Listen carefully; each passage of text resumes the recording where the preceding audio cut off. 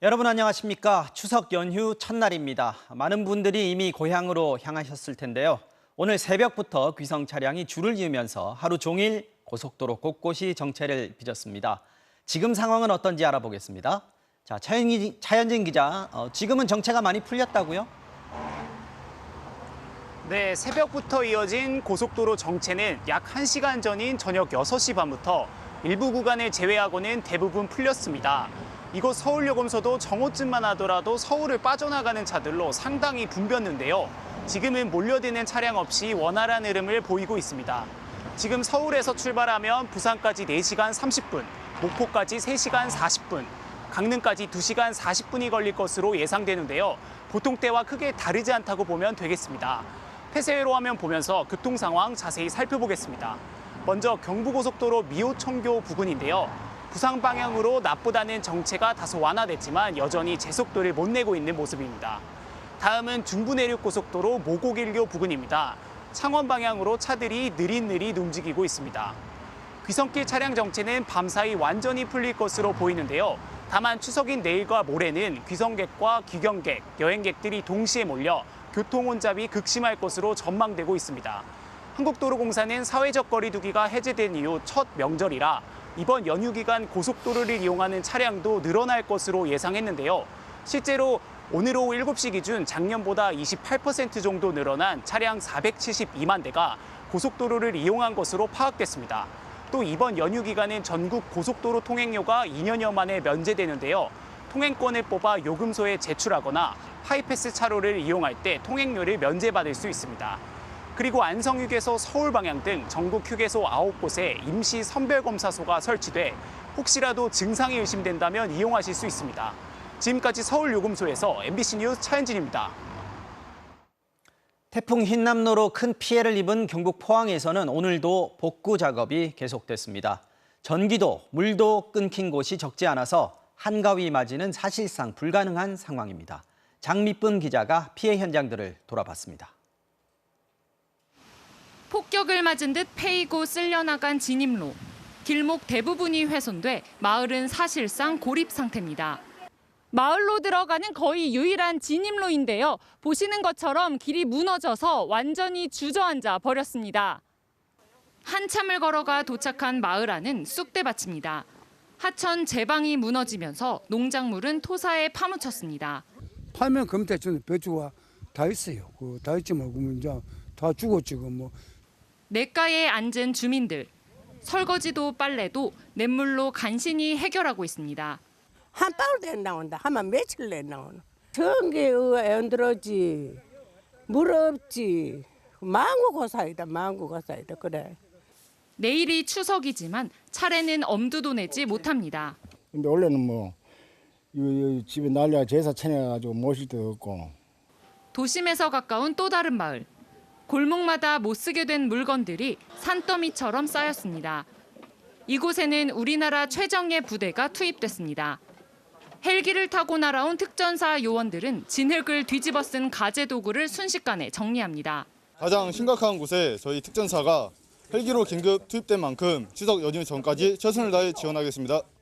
밥차를 가져와 식사를 준비해주는 이들과 어르신들이 지금 식사를 받으시고 기뻐하시고 그래도 좀 회복이 된다는 이야기를 해주실 때 가장 기쁘고 명절 휴가를 반납하고 온 가족도 팔을 걷어붙였습니다.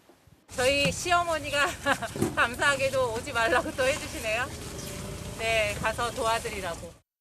전국 각지에서 도착한 도움의 손길에 피해 주민들은 다시 힘을 내고 있습니다.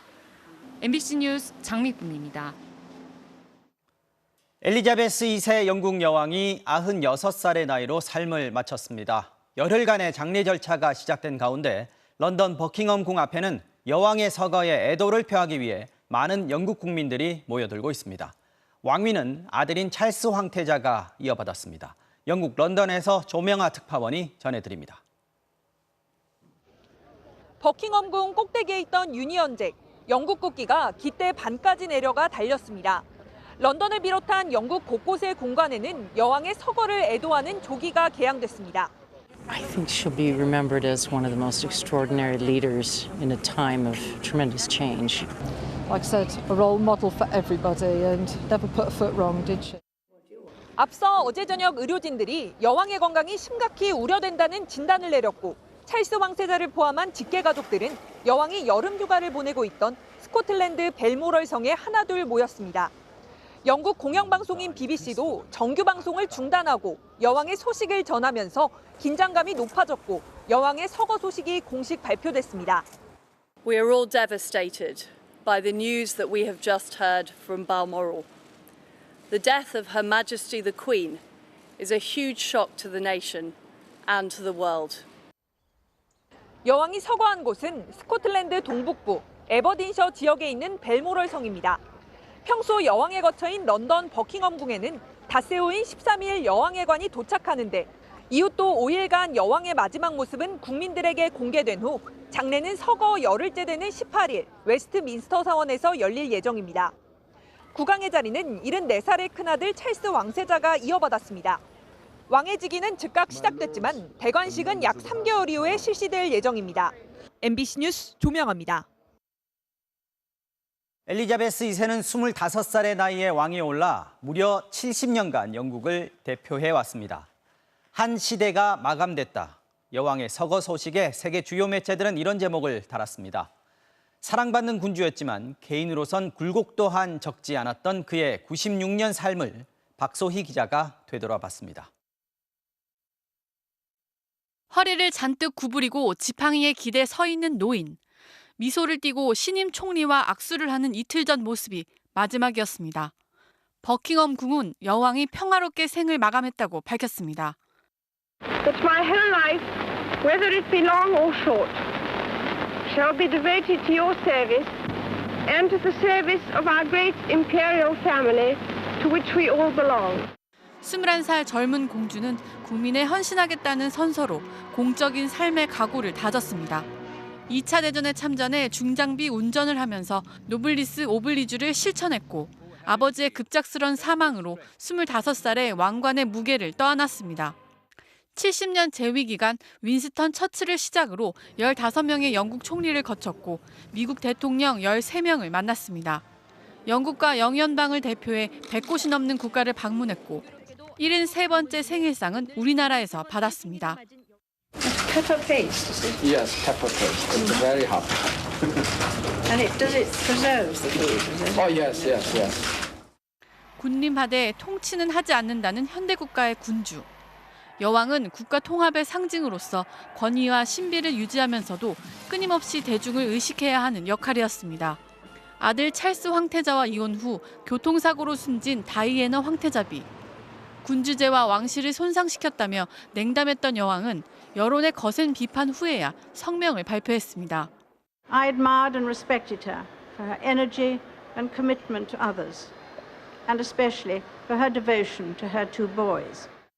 노년에도 호기심과 유머 있는 모습을 보여온 여왕은 작년 70년이 넘게 함께한 남편 필립 공의 사망 이후 급격히 쇠약해졌습니다. 영국 정부는 영국 본토와 영연방 국가의 화폐 인물을 2년여에 걸쳐 찰스 3세로 교체합니다. MBC 뉴스 박소희입니다. 북한 김정은 국무위원장이 대규모 군중 앞에서 핵무기를 절대 포기하지 않겠다고 강조했습니다. 필요하면 핵 선제 타격도 할 수 있다고 밝혀 최근 한국과 미국의 연합훈련 등에 대한 강경한 맞대응 의지를 드러냈습니다. 김지인 기자가 보도합니다.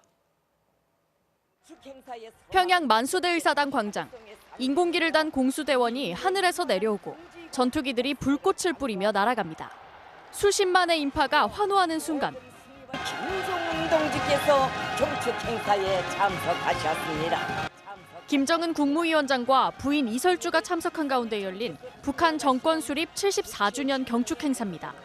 대규모 행사에 앞서 열린 최고인민회의에선 김 위원장이 2만 자가 넘는 장시간의 연설을 펼쳤습니다. 미국이 북한의 붕괴를 노리고 있다며 핵무기를 절대 포기할 수 없다고 강조했습니다. 절대로 먼저 핵 포기란 비핵화란 없으며 그를 위한 그 어떤 협상도 그 공중에서 서로 맞바꿀 흥정물도 없습니다. 핵무기 사용 조건을 법령으로 규정한 사실도 과시했습니다. 핵 보유국으로서의 우리 국가의 지위가 불가역적인 것으로 되었습니다.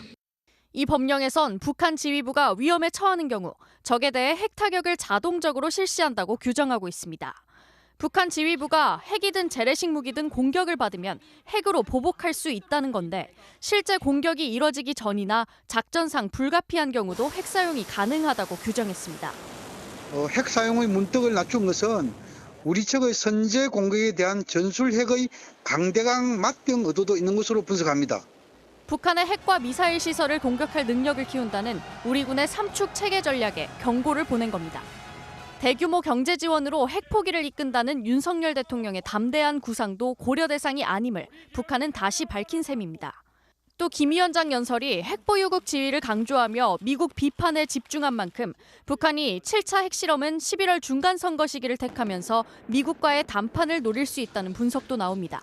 MBC 뉴스 김지인입니다. 삼성전자의 신형 세탁기에서 유리문이 떨어져 깨지는 사고가 잇따르면서 결국 2주 전 삼성전자가 무상으로 교환해주겠다고 발표했는데요. 그런데 취재 결과 삼성전자는 이미 지난해부터 이 사고를 알고 있었던 것으로 드러났습니다. 배주환 기자가 단독 취재했습니다. 출시 1년도 안 된 삼성전자의 세탁기 비스포크 그랑데 AI. 유리문이 갑자기 깨져 날카롭게 산산조각 난 채로 바닥에 흩어지는 사고가 잇따랐습니다. 지난달 언론에 보도되고 정부까지 나서서 자료를 요구하자 삼성전자는 2주 전 결국 사과했습니다. 강화 유리가 접착 불량으로 이탈했다며 무상 교환해주겠다고 밝혔습니다. 교환 대상은 작년 9월부터 올해 5월까지 생산된 24개 모델 10만 6천 대입니다. 그런데 삼성이 이 문제를 작년부터 알고 있었다는 사실이 드러났습니다. 지난해 12월에 이미 유리문 접착 부위가 떨어져 벌어졌다는 신고가 접수됐던 겁니다. 비슷한 신고는 지난달까지 무려 205건이 들어왔습니다. 이 중엔 아예 유리문이 분리돼 바닥에 떨어져 깨져버린 사고가 32건이나 포함돼 있습니다. 깨짐 사고는 지난 4월에 2건이 발생했고 이후 5월에 3건, 6월에 2건이 접수된 데 이어 7월에는 7건으로 늘어났습니다. 8월에는 18건으로 확 늘며 다친 사람까지 나왔습니다. 결국 불량 발생 9개월 만에야 개선된 유리문으로 교환이 시작됐습니다. 하지만 그 전까지는 유리문에 문제가 있다고 접수한 고객들에게만 그것도 똑같은 제품으로 바꿔주고 있었습니다. 똑같은 제품으로 바꿔주면 똑같은 현상이 일어날 것 같은데 이걸 어떻게 믿고 쓰냐. 뭐 괜찮다고는 하지만 현행법은 제품의 중대한 결함으로 소비자의 신체나 재산에 해를 끼칠 우려가 있다는 사실을 알게 되면 즉시 정부에 보고하도록 돼 있습니다. 다친 사람까지 나왔지만 삼성전자는 보고하지 않았습니다. 정부에 보고를 하지 않았다는 것만으로도 삼성의 책임을 정부가 물어야 됩니다. 오히려 중대한 결함이 아니다는 이유로 대기업을 봐주게 하는 건 아닌지 의심스럽고요.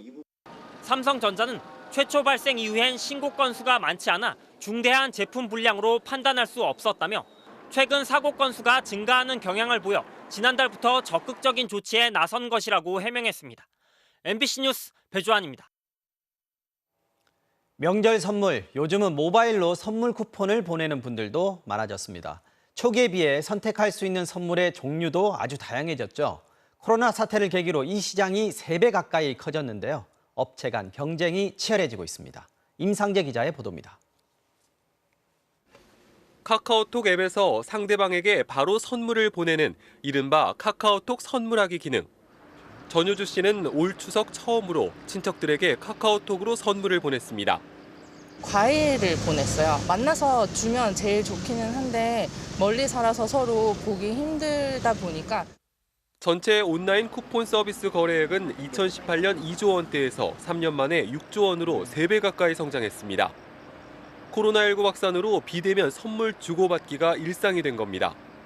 이 중 압도적 시장 점유율 1위는 2010년 선물하기 서비스를 시작한 카카오입니다. 카카오톡 이용자가 국민 대다수라 할 정도로 많기 때문입니다. 카카오톡 안 쓰는 분들도 없고 하니까 그래서 쓰는 것 같아요. 주소를 모르는 친구도 링크 보내면 친구가 입력하니까 그것도 편하고. 하지만 11번가와 네이버, 쿠팡 등 다른 업체의 선물하기 서비스 역시 빠르게 성장 중입니다. 각종 적립금과 프로모션으로 소비자를 끌어오겠다는 전략입니다. 팬데믹 시대가 도래를 하면 오프라인 소비는 회복이 되겠지만 많은 사람들이 이미 비대면 선물의 편리함을 경험을 했기 때문에 선물하기 서비스의 인기는 계속될 것으로 보고 있습니다. 이젠 판매 상품도 다양해져 각종 음식의 생활용품, 명품까지 팝니다. 카카오 입점업체만 8천여 곳입니다. 다른 채널에 비해서 고객 수가 많기 때문에 카카오톡이라는 플랫폼 자체가 갖고 있는 힘이 크기 때문에 입점을 희망하고 있습니다. 다만 1위 업체인 카카오의 경우 입점 수수료가 비싸다는 비판도 있습니다.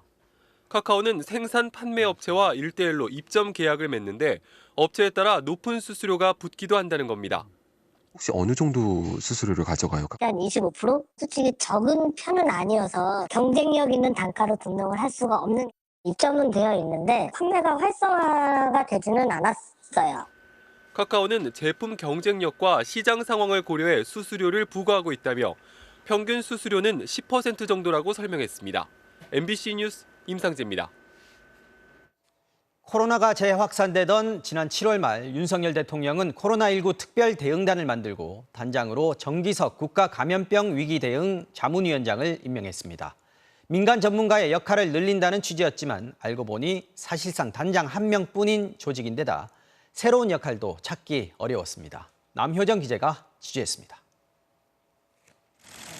지난 7월 윤석열 대통령은 중대본 안에서 민간 전문가의 역할을 강화하겠다며 코로나19 특별대응단장을 임명하겠다고 밝혔습니다. 전문가가 직접 중대본 회의에 참석하고 의사결정의 근거와 결과도 국민들께 직접 설명할 수 있도록 바로 닷새 뒤 코로나19 특별대응단장이 활동에 들어갔습니다.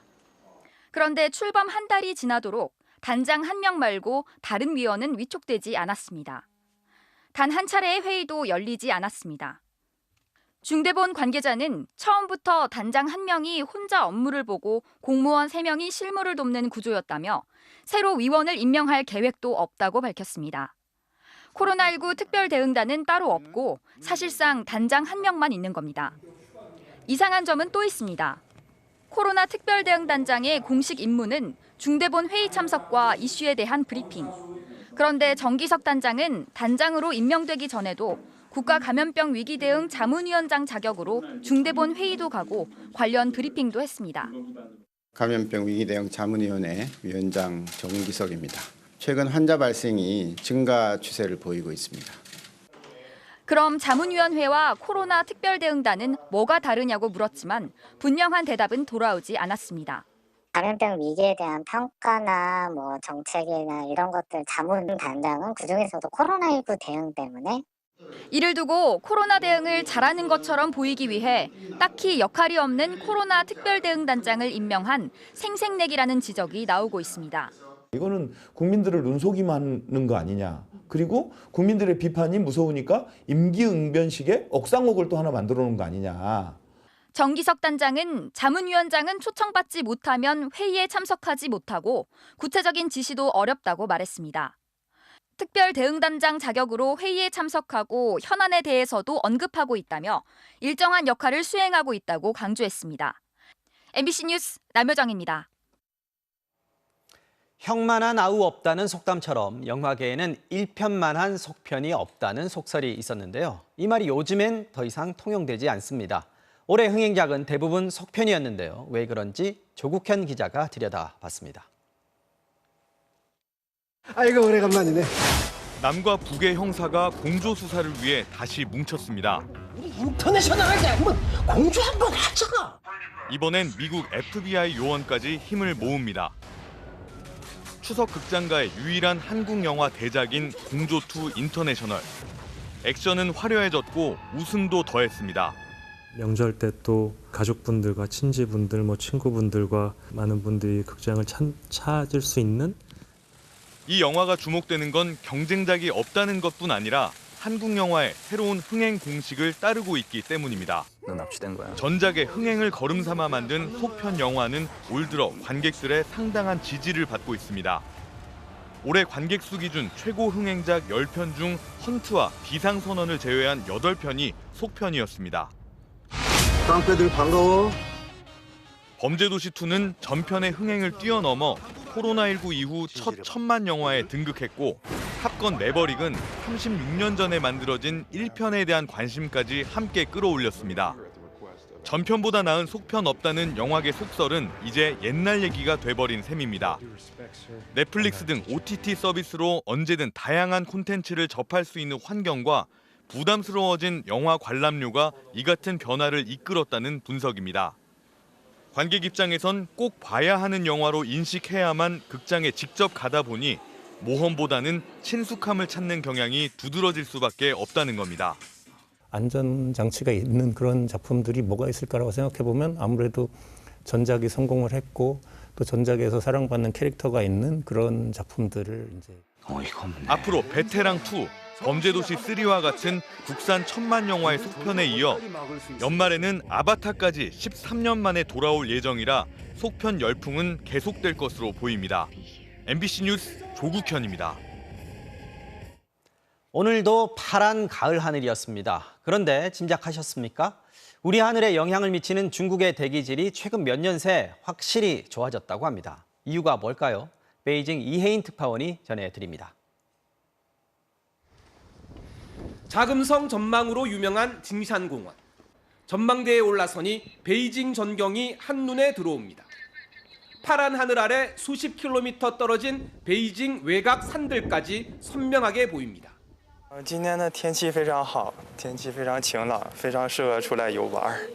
천안문 광장과 만리장성 등 베이징 주요 관광 명소도 쾌청한 날씨를 즐기러 나온 사람들로 붐빕니다. 제가 특파원 생활을 시작한 지난해 6월 이후 1년 3개월 동안 베이징에서 미세먼지가 문제가 된 날은 거의 없었습니다. 실제 지난해 베이징의 초미세먼지 평균 농도는 33 마이크로그램 퍼 세제곱미터로 2013년에 비해 60% 이상 감소했고 중국 전역을 기준으로 해도 절반 이하로 떨어졌습니다. 특히 악명 높았던 겨울철 미세먼지도 두드러지지 않았습니다. 지난 토요일 베이징은 10시간에 가깝게 초미세먼지 농도가 300을 넘는 중국 기준으로도 최악 단계에 진입했습니다. 밤 9시 기준 초미세먼지 농도는 522로 공포를 느낄 수준까지 치솟아 올랐습니다. 看不见太阳心里都觉得有一种世界末日的那种感觉是挺恐慌的 공기질 개선 이유로는 미세먼지를 많이 배출하는 석탄에 기반한 에너지 시설과 공장 설비를 줄이고 전기차 등 친환경 차량을 늘려온 정책이 효과를 냈기 때문입니다. 특히 올해는 코로나 확산에 따른 주요 도시 봉쇄와 가뭄에 따른 전력난으로 공장 가동이 중단된 것도 영향을 미쳤습니다. 天气会比较黄一点，然后你空气你吸入体内的感觉也有很多的这种颗粒感，但现在你会感觉很好。 중국 대기질 개선은 우리나라에도 바로 영향을 미쳐 지난해 우리나라 초미세먼지 농도는 2015년에 비해 30% 이상 낮아졌습니다. 다만 우크라이나 사태로 인해 천연가스 가격이 급등하면서 중국도 석탄 의존도가 높아질 것으로 보여 본격적으로 난방이 시작되는 11월부터는 중국발 미세먼지를 다시 볼 수 있다는 예상도 나옵니다. 베이징에서 MBC 뉴스 이혜인입니다.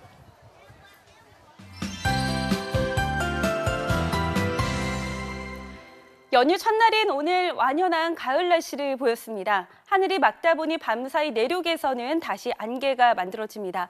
이 안개는 주로 남부 내륙과 강원 내륙에서 끼겠고요. 특히 강원 산지를 중심으로는 동풍의 영향으로 가시거리가 200m 미만으로 좁혀지겠습니다. 추석 당일인 내일부터는 하늘에 구름량이 늘어납니다. 그래도 서울을 비롯한 내륙 지방은 구름 사이로 보름달을 볼 수 있겠고요. 달이 뜨는 시각은 서울 기준 저녁 7시 4분이고 달이 가장 높이 뜨는 때는 자정 이후가 되겠습니다. 반면 제주도는 종일 흐린 가운데 비가 오락가락하겠습니다. 일요일인 모레는 하늘빛이 더 흐려집니다. 서울의 낮 기온도 26도로 비교적 선선함이 감돌겠고요. 동해안 지방은 아침부터, 남해안은 밤부터 비가 오겠는데요. 내리는 양은 5mm 안팎으로 많지 않을 전망입니다. 연휴 마지막 날인 월요일에는 남부 내륙까지 비가 더 확대될 전망이고요. 서울 등 중부지방은 내내 흐리기만 하겠습니다. 다시 일상이 시작되는 화요일에도 남부지방을 중심으로 내내 비가 올 전망인데요. 이 북상하고 있는 12호 태풍 모이파의 이동 경로에 따라서 내리는 지역이나 시점이 변동될 가능성이 큽니다. 지금까지 연휴 날씨 전해드렸습니다. 추석 연휴 첫날 뉴스데스크 마칩니다. 즐겁고 평안한 명절 보내시기 바랍니다. 함께해 주신 여러분 고맙습니다.